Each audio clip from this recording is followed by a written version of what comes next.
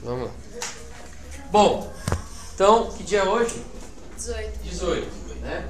Então, hoje, 18, nós vamos começar a fazer a nossa aula de revisão, tá? Daquilo que será solicitado na nossa avaliação mensal, tudo bem? Então, nós começamos aqui justamente a entender o processo de independência do Brasil, né? Como eu disse na última aula, o processo de independência do Brasil ele não acontece na independência. Ele é um processo que começa antes de 1808, mas 1808 é considerado o marco da guinada dessa independência. Tá? O que isso quer dizer? Haviam acontecimentos, tanto no Brasil quanto na Europa, que tinha uma intenção de moldar algumas coisas, né? E a intenção que se tinha de mudança acaba levando o Brasil a um cenário, a um novo cenário. Anterior a isso, nós éramos uma colônia. E sendo uma colônia, o nosso único objetivo perante a nossa metrópole, Portugal, era gerar lucros. Correto? Essa era a relação das colônias e metrópoles que nós temos após o período do Renascimento. Tá? Nós sabemos que a Europa vivia um momento conturbado em sua história. Nós tínhamos ali a primeira revolução industrial feita pela Inglaterra, bem antes, ainda no século XVII, né? E temos aí a questão de uma ascensão francesa a partir da Revolução. Napoleão Bonaparte, que pega uma França falida, mas que consegue reestruturar e levar ela a um processo industrial muito intenso, ele vai trazer algumas mudanças e entrar em conflitos, principalmente contra a Inglaterra. Por quê? Havia ali uma tentativa de luta ou de concorrência de duas nações que estavam se programando para se tornar capitalistas e independentes. Tá? O que isso quer dizer? Nós temos ali uma Europa com uma França já num processo industrial se comparando a uma Inglaterra. E uma Inglaterra querendo entrar no mercado europeu. O grande problema é, a França estava dentro do continente, a Inglaterra não. E dentro dessa concorrência, a França tentava, ao máximo, impedir a presença inglesa. Qual era a tentativa? A tentativa da França era ser a única potência a fazer comércio dentro da Europa. Tá? E onde entra Portugal nisso? Portugal, dentro dessa brincadeira toda, eles tinham relações comerciais amistosas, né? Junto com as duas potências, tanto contra Portugal como França, ou melhor, como Inglaterra e França. Só que as duas acabam entrando em guerra, França e Inglaterra. E aí o Napoleão ele determina o bloqueio continental, ou seja, nenhuma potência ou nenhum país da Europa deve negociar seus produtos com a Inglaterra. A penalidade disso seria uma invasão francesa, né? Dentro do continente a França era muito forte. Já fora dela por mares, ela tinha tentado invadir a Inglaterra algumas vezes e todas as vezes ela acabou se dando mal. Por que ela se deu mal? Porque as frotas marítimas inglesas eram muito mais poderosas do que as francesas, né? E dentro dessa questão, Portugal, que tinha comércio com as duas potências, se via em um dilema. O dilema é, se eu fico ao lado da Inglaterra, obviamente serei invadida pela França. E não terei como me defender. E já que a França era muito mais forte dentro do continente, a Inglaterra também não tem como me proteger. Não há a possibilidade do exército inglês dar apoio a uma batalha contra Napoleão. Por outro lado, se eu fico ao lado da França, eu sou ameaçado também pela Inglaterra.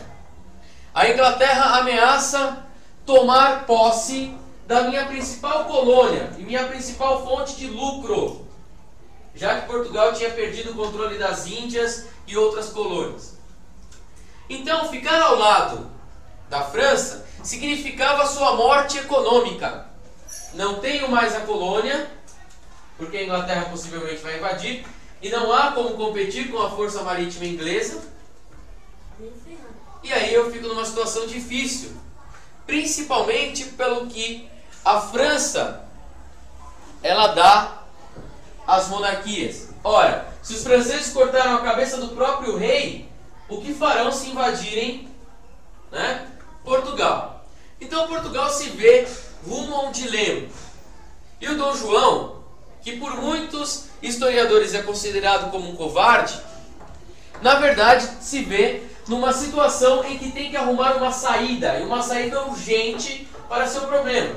Afinal, as duas potências, Inglaterra e França, começam a pressionar para que ele tome uma atitude, ou que ele fique ao lado de uma ou de outra. Napoleão, por exemplo, ele manda uma carta exigindo: ou fica ao lado da França ou invadiremos seu país imediatamente. E o Dom João ele tenta conciliar, né, dizendo que vai ficar do lado da França, isso para os franceses, dizendo que vai ficar ao lado da Inglaterra, isso para os ingleses, até quando não dá mais. E aí a solução que surge é justamente o que vai acontecer em 1808. Primeiro, entre os tratados internacionais havia um acordo em que, em caso de guerra ou invasão, se o presidente ou o presidente ainda não aqui, tá? Ou se o líder ali, o rei, ou seja lá o que for, o governante, se ele fugisse, automaticamente ele perdia sua coroa e o país invasor deveria tomar posse, né? Tudo bem? Então a saída encontrada foi: já que eu não posso fugir e eu prefiro automaticamente ficar ao lado da Inglaterra, eu preciso arrumar alguma forma de conseguir manter a minha coroa. Então, o pensamento de Dom João e seus assessores, provavelmente, foi: ao invés de fuga, vamos utilizar uma fuga estratégica. Como? Ao invés de ser considerado uma fuga, nós vamos alterar geograficamente o nosso país. Nós vamos mudar a colônia para o Brasil. Ou melhor, nós vamos mudar a capital da metrópole para a colônia Brasil. Então, a partir desse momento, eles assinam um decreto onde a capital Lisboa deixa de ser capital e o Brasil se torna a capital de Portugal. A partir daí, nós começamos a ser chamados como Reino de Portugal e Algarves. Tá? Algarves era um dos sobrenomes da família do Dom João. Tá? Era um dos sobrenomes importantes. Um era o Aragão e o outro era o Algarves. Tá? Então, Reino de Portugal e Algarves, Brasil, capital. Né? Lisboa passa a se tornar uma única cidade. Qual é a importância disso? Nesse momento, nós tratamos não como uma fuga, mas uma mudança. Ele pode fazer isso. Tudo isso para tentar garantir justamente essa questão.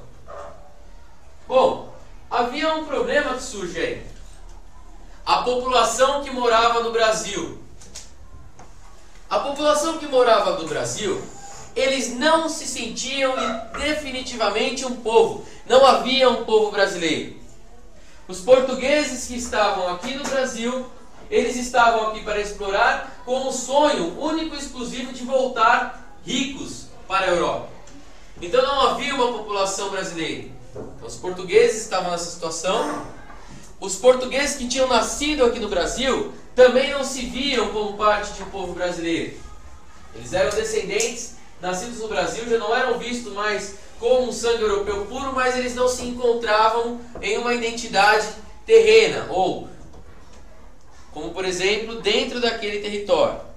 Nós tínhamos também os negros, que tinham vindo ao longo dos anos através da escravidão. Esses também não se sentiam parte de uma população brasileira, muito pelo contrário. Eles ainda tinham o ritmo e mantinham muitas das crenças que eles tinham na África, principalmente relacionadas às suas etnias tribais. Os índios que estavam aqui já nem se sentiam mais donos da terra, eles sabiam que tinham perdido. Eles eram apenas meros figurantes. Não podemos colocar os índios como uma população brasileira. Afinal, eles tinham sido derrotados e perderam tudo aquilo que era a posse. Essa era a população que existia no Brasil até então. Porém, as coisas mudam e mudam significativamente a partir de 1908. E mudam muito. Agora nós passamos a ter a presença de um rei dentro do território. Agora nós não somos mais simplesmente a colônia que deve gerar lucro. Agora nós temos uma outra condição aqui dentro. E a condição é: a partir de agora nós somos o reino de Portugal e Algarves. Agora sim eu faço parte de alguma coisa. Principalmente para os portugueses. O Brasil tinha virado a capital de Portugal. Olha a importância. Então todos que viviam aqui no Brasil agora, eles eram parte de um país. E isso vai trazer uma significativa mudança. Uma outra mudança que ocorre com a vinda da família real, e que isso é importantíssimo saber, é que a Inglaterra, ela não escoltou Portugal sem pedir nada em troca. É evidente que haviam interesses. Ora, qual era o principal interesse da Inglaterra? O principal interesse da Inglaterra era furar o bloqueio continental feito pelo Napoleão Bonaparte. Essa era claramente a intenção. Agora eu vou manter, né, o comércio com Portugal dentro do Brasil. Ali vai me fornecer matéria-prima e vai comprar meus produtos industrializados. Então eu não dependo mais dessa Europa. Acabou a questão do bloqueio econômico. Isso significava principalmente a vitória da Inglaterra perante a França nesse quesito. Então, a assinatura de um acordo entre os dois países, onde o Brasil passa a abrir os seus portos para as nações amigas, vender e comprar produtos. Outra significativa mudança é: antes, no período da colônia, todo o lucro que o Brasil tinha, esse lucro era investido no Brasil? Não, jamais. A colônia, ela serve para quê mesmo? Para ser explorada e para gerar lucro para a sua metrópole. No entanto, agora nós temos uma mudança significativa. O Brasil agora sendo a capital, todo o investimento que vem para cá fica aqui. Afinal, Portugal está invadida por quem? Pela França. Então todo o investimento que se faz agora fica aqui. Então isso vai possibilitar mudanças econômicas, mudanças políticas, mudanças comerciais, mudanças culturais e etc. Uma outra coisa que acontece com tudo isso que nós estamos falando é que o Brasil, ele não tinha investimentos para receber uma coroa, né, ou seus membros. E uma coisa que fique clara: não vieram somente a família real. Dentro dessa navegação, ou dessa escolta, veio tudo e todos que representassem um governo português. Por exemplo, foi trazida uma biblioteca inteira, que está lá no Rio de Janeiro. Essa biblioteca é gigantesca e acabou ficando de presente para o Brasil quando Dom João voltou. Mas isso é mais para frente. Então todos aqueles que representavam funcionários do governo e etc. vieram juntos nessas navegações. O problema é que geograficamente a gente não tinha nada. Não tinha uma cidade que tivesse uma característica necessária para abrigar uma corte. Então os investimentos começam daí. Construção de casas, construção de palácios de governo, construção de restaurantes, cabeleireiros. Tudo aquilo que tinha em Portugal passa a ser colocado aqui. Então a mudança já é significativa. Agora nós somos um povo, pertencemos ao reino de Portugal e começamos a ter investimentos. É lógico que todo esse lucro que vai gerar também o enriquecimento do país, uma estruturação desse país e a criação de algumas elites. As pessoas começam a enriquecer, principalmente os nobres, começam a enriquecer dentro do país e constituir fortuna, já que o lucro agora fica aqui.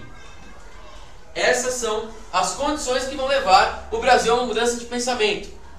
Então esta também é uma questão que vai trazer mudanças que vão levar à nossa independência, principalmente essa questão da mudança da mentalidade das pessoas que estavam vivendo aqui. E o Brasil vai passar alguns anos sobre essa característica e sobre essa evolução. Pelo menos quase 20 anos.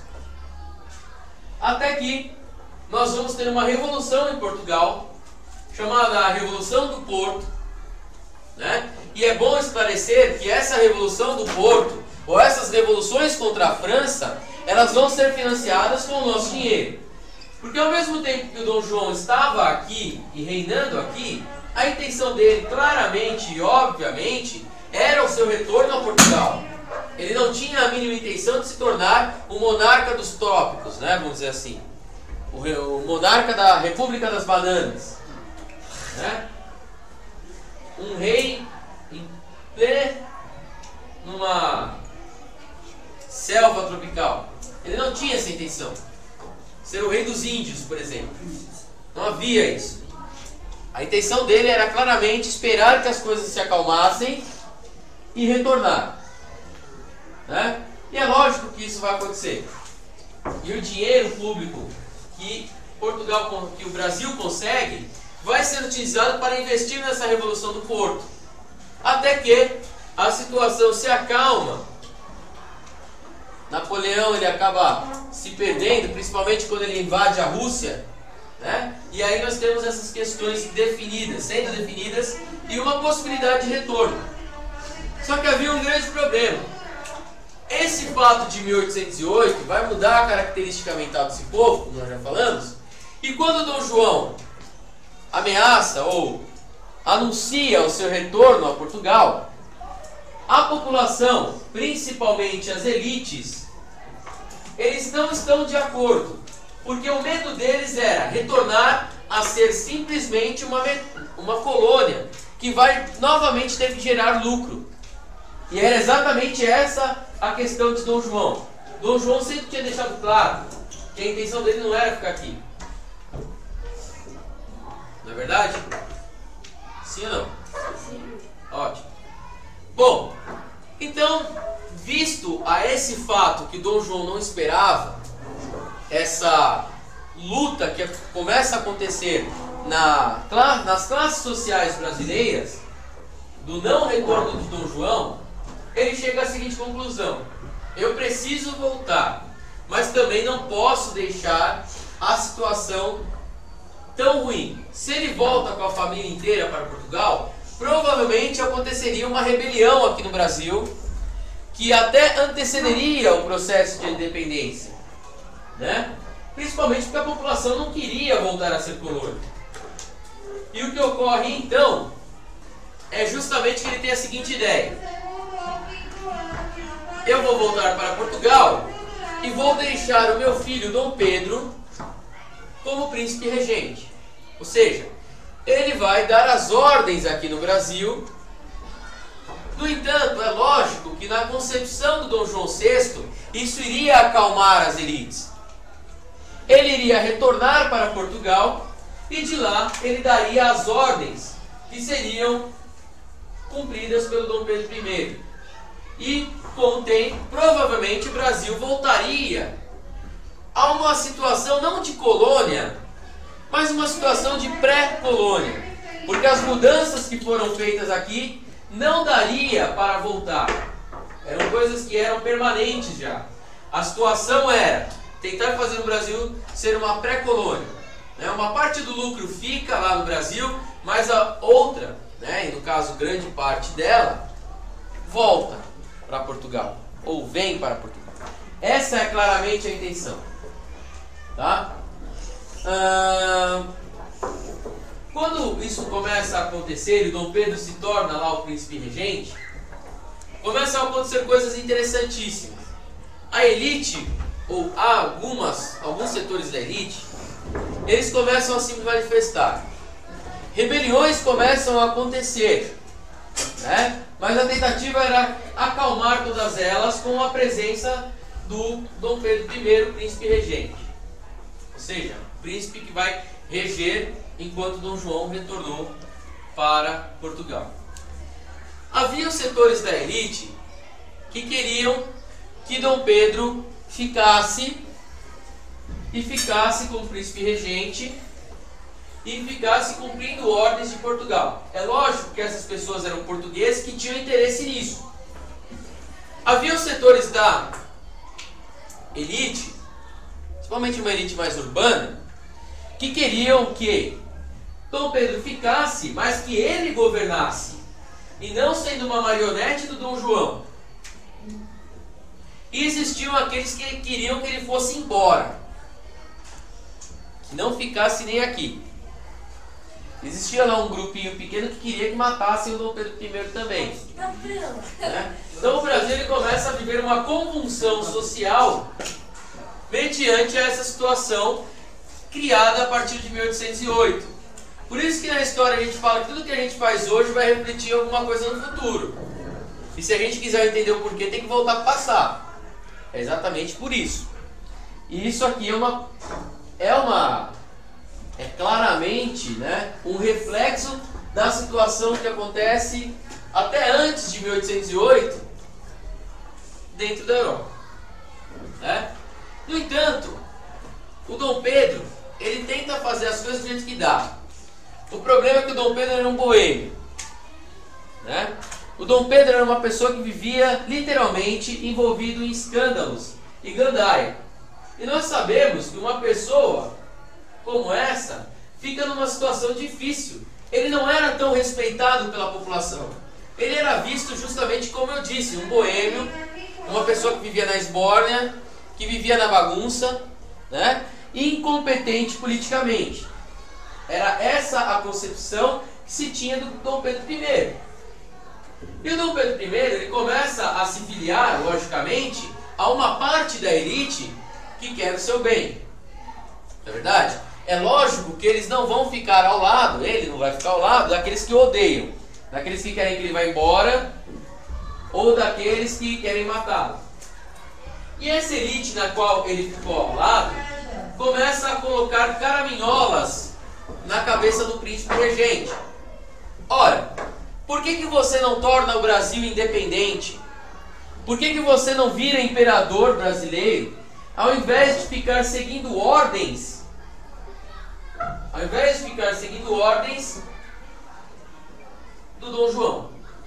E é lógico que essa possibilidade deixava o Dom Pedro em, né, aquele diabinho que fala do lado, né, ele ficava nessa situação.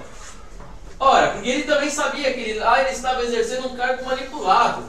Ele simplesmente colocava as ordens de seu pai, né, para rolar. E ele realmente não fazia nada. Ele era uma marionete até então. Até que a situação acaba se agravando e ele começa a desobedecer uma série de ordens de Dom João. Uma série de problemas começam a acontecer, até que o Dom João ele manda uma ordem dizendo: ou você retorna a Portugal imediatamente. Por que imediatamente? Porque Dom João começa a sacar que o Dom Pedro está sendo influenciado pelas elites. Então ou você retorna, ou nós vamos mandar o exército te prender. Nesse momento, ele decreta a independência do Brasil. Tá?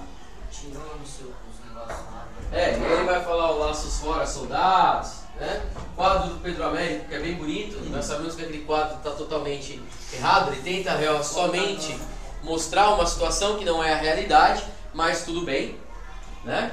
E o Dom Pedro, até por esse fato, ele começa agora a governar. E é evidente, é claro, gente, que ele vai governar para essa elite.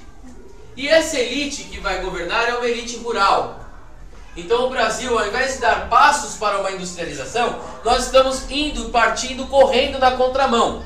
Enquanto a Europa toda está brigando pela industrialização, por exemplo, França e Inglaterra brigam por uma industrialização, o Brasil ele começa a correr exatamente no lado oposto. Por quê? Porque Dom Pedro ele é agora influenciável, ou ele é apoiado por uma elite rural, uma elite que está no campo. Então a gente não está evoluindo, a gente está regredindo com esse posicionamento. Isso vai gerar uma convulsão social que vai galopando, vamos dizer assim, ao longo da história, a ponto da gente só conseguir se livrar dessa situação anos mais tarde, depois de Dom Pedro II, depois da Primeira República, quando chega no Estado Novo, com Getúlio Vargas. Até então, a nossa industrialização ela vai acabar sendo nada praticamente, né? Principalmente agora, aquele Estado lado ruralista, que era um lado que visava a escravidão. Por que a escravidão? A escravidão faz com que eu tenha um funcionário que trabalha para mim de graça. Se eu tenho alguém que trabalha para mim de graça, que eu só preciso alimentar essa pessoa, eu tenho lucro fácil. O meu lucro é fácil. E o meu lucro agora é muito. Principalmente porque eu vou conseguir fazer um produto que seja vendável a um preço de custo. Porque eu não tenho custo com funcionário. Se eu não tenho custo com funcionário, eu posso ter um lucro muito grande, né? E era justamente essa questão ruralista. A intenção praticamente era, dentro do cenário mundial, os países industriais, eles precisam de uma coisa chamada matéria-prima para produzir os produtos industriais. Eles precisam de agricultura para sustentar as suas cidades. Então o pensamento do Dom Pedro ou das elites era: nós é que vamos fornecer essa matéria-prima para o mundo e nós é que vamos fornecer a agricultura. Só que o peso disso é o seguinte: você não evolui o seu país. Dentro dessa possibilidade, o Brasil é um dos últimos países a se tornar justamente industrializado, né? E é por isso que nós sofremos consequências da nossa história. Se a gente quiser entender por que nós somos terceiro mundo, por que é um alto índice de pobreza, por que nós temos corrupção no Brasil, todos os nossos problemas sociais, violência, todos eles são reflexo da nossa história do Brasil a partir de 1500, onde nós não tivemos evolução, onde nós fomos explorados, nós fomos roubados, nós vivemos boa parte, mais de 400 anos nessa condição, né? E hoje nós tentamos justamente fazer uma evolução. O problema é que as pessoas que nos governam, elas só olham para interesses próprios. E é lógico que hoje eu estou falando dos governantes atuais. Nós tivemos bons governantes ao longo da história? Tivemos. Eu posso dizer que o primeiro bom governante que nós tivemos foi Maurício de Nassau. Lembram do Nassau? O Nassau, o holandês, né, que ele veio e começou a fazer investimentos, até por isso ele acabou se dando mal lá com a Holanda, né? Depois nós tivemos outros, Getúlio Vargas, foi um bom governante que foi o pioneiro dessa questão da industrialização do Brasil. Juscelino Kubitschek, né? E aí nós podemos dizer que não tivemos mais nada, por exemplo. Qual você acha que foi o pior? Eu acho que o pior são os que estão no poder nos últimos 20 anos, mais ou menos. Teve um cara que morreu na Copa que se Plínio Arruda Sampaio, mas deixa o coitado do Plínio pra lá.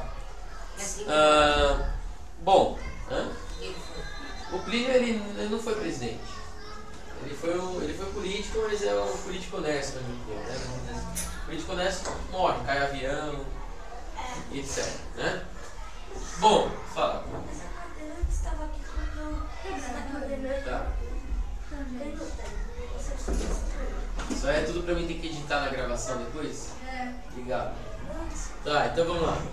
Bom, então dentro dessa concepção, a nossa sociedade está desse jeito justamente por causa disso. Existia uma frase de um historiador que ele dizia o seguinte: existe o político e existe o estadista.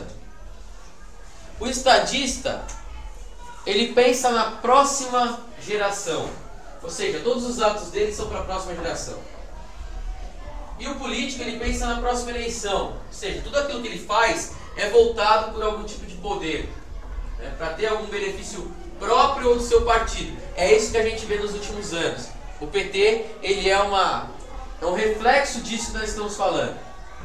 Tudo bem?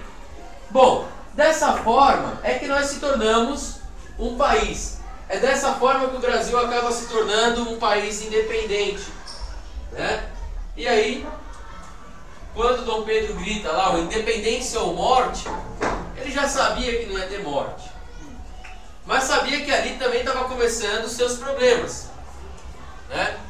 Então, dentro desse Brasil que se torna independente, dentro dessa questão de independência, ele precisa criar algumas coisas para o Brasil ser considerado um país. Primeiro, havia um tratado internacional que dizia que era necessário, primeiramente, que o país se tornasse reconhecido. E esse reconhecido era principalmente pela sua metrópole. Ou seja, o Brasil necessitava de um documento de Portugal dizendo que eles aceitavam a independência. E é claro, é evidente que Portugal não vai fazer isso, né? Pelo menos não a troco de banana. Segundo, era extremamente necessário que o país tivesse uma constituição. Por quê? Porque dentro dos tratados comerciais, dentro dos contratos entre países, a primeira coisa que se solicita é a Constituição. Para quê? Para saber se as leis estão de acordo.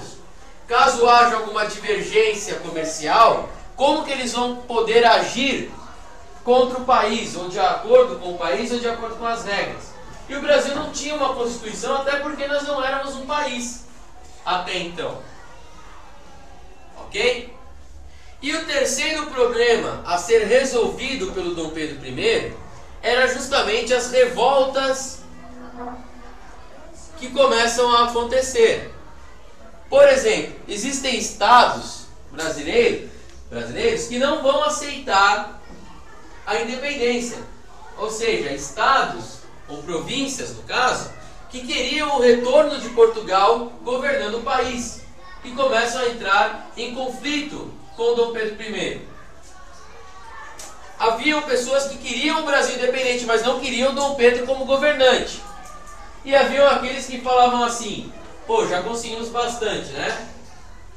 Mais vale um na mão do que dois voando, vamos dizer assim. Fala.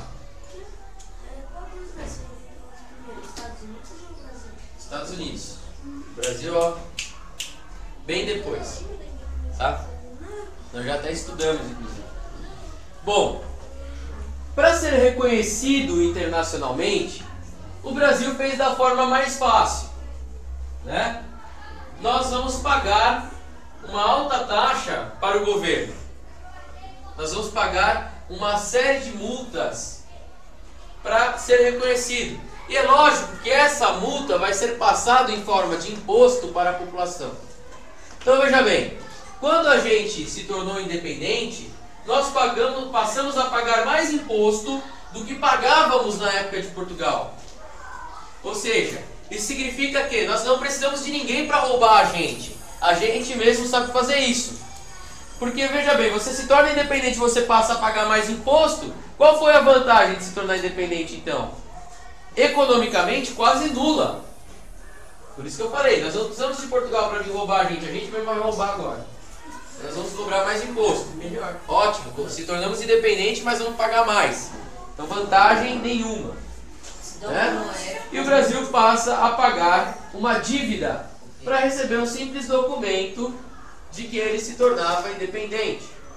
Ótimo. Agora, precisava montar uma Constituição. A Constituição é o livrinho de leis.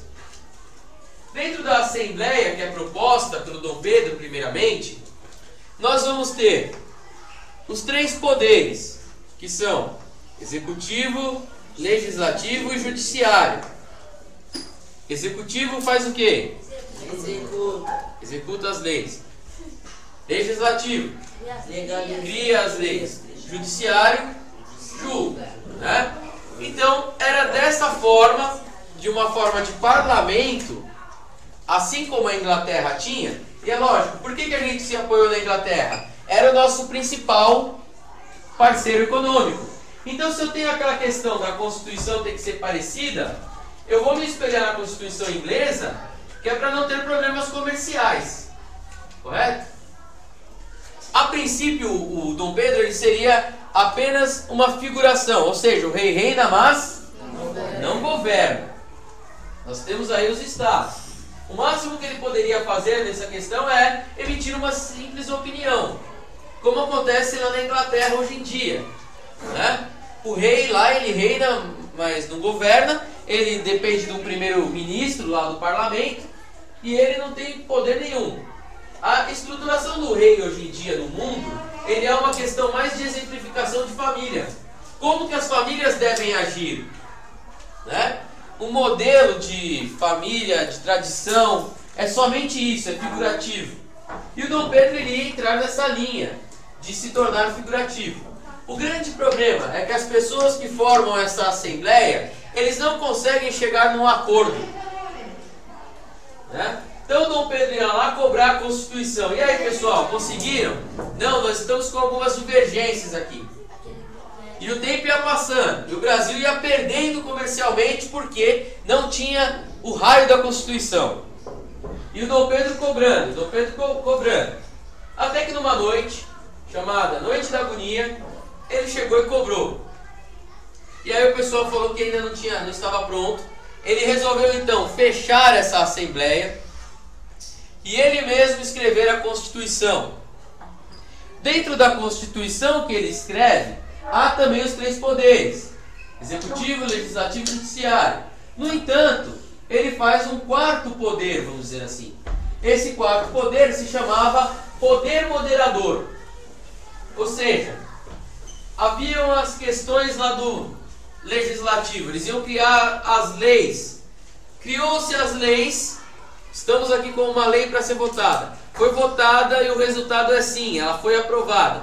Foi aprovada, ao invés dela começar a valer, ela vai para o escritório do poder moderador, para o Dom Pedro. E aí o Dom Pedro diz se está valendo ou se não está valendo. Ou seja, isso aqui só serve como figurativo. Ao invés do Dom Pedro ser o figurativo, o que se tornou figurativo foi o tipo de parlamento ou assembleia que foi criado, onde na verdade aquele que não teria poder é justamente o poder. E é ele que passa a determinar o que deve e o que não deve ser feito. Tudo bem? A nossa avaliação vai justamente neste contexto da aula de hoje, tá? Se a gente analisar na apostila, tá? Vou mostrar para vocês aqui. A apostila no capítulo 1, e é bom que isso fique gravado também ali, porque vocês podem se basear. Processo de independência, tá? A crise no sistema colonial, a importância do ideal iluminista, a questão dos Brasis. Quando ele se refere a Brasis, é justamente que nós não tínhamos uma população aqui. Nós não tínhamos alguém que se dizia brasileiro, tá? A monarquia do exílio, ali na página 24, é justamente a vinda do Dom João. A Revolução Pernambucana e a Revolução Liberal do Porto é o retorno de Dom João. A Constituição do Estado Nacional Brasileiro, primeiro período regencial. Aqui nós temos a independência do Brasil, a Constituição de 24, que é essa feita, a Confederação do Equador, Guerra de Cisplatina e a crise da abdicação, na página 51. Então a nossa prova, ela vem mais ou menos até aqui, até a página 54, tudo bem? Então o que é estudar? Estudar da página 10 até a página 54. Você vai estudar tudo? Não. Você vai estudar os fatos que representam, de alguma forma, tudo aquilo que foi explicado nessa aula. E ele está espalhado... Hã? Não era até a 70? 54. Está gravado. Tá? 54. Tá gravado. Tá gravado. 54. Tá? Da página 10 até 54. Fala Ou tudo aquilo que vocês acharem necessário e compatível com a aula de hoje, tá? E nessa aula de hoje, né, voltando aqui na página 2, nós vimos desde os problemas que se tinha lá na Europa, a vinda da família real, Portugal, França e Inglaterra, as mudanças no Brasil, o retorno de Dom João VI para Portugal, o Dom Pedro como príncipe regente e imperador, Dom Pedro e as elites e as condições na qual se levou o Brasil a se tornar um país. Tudo bem? Tranquilo? Ótimo. Então, ó, essa gravação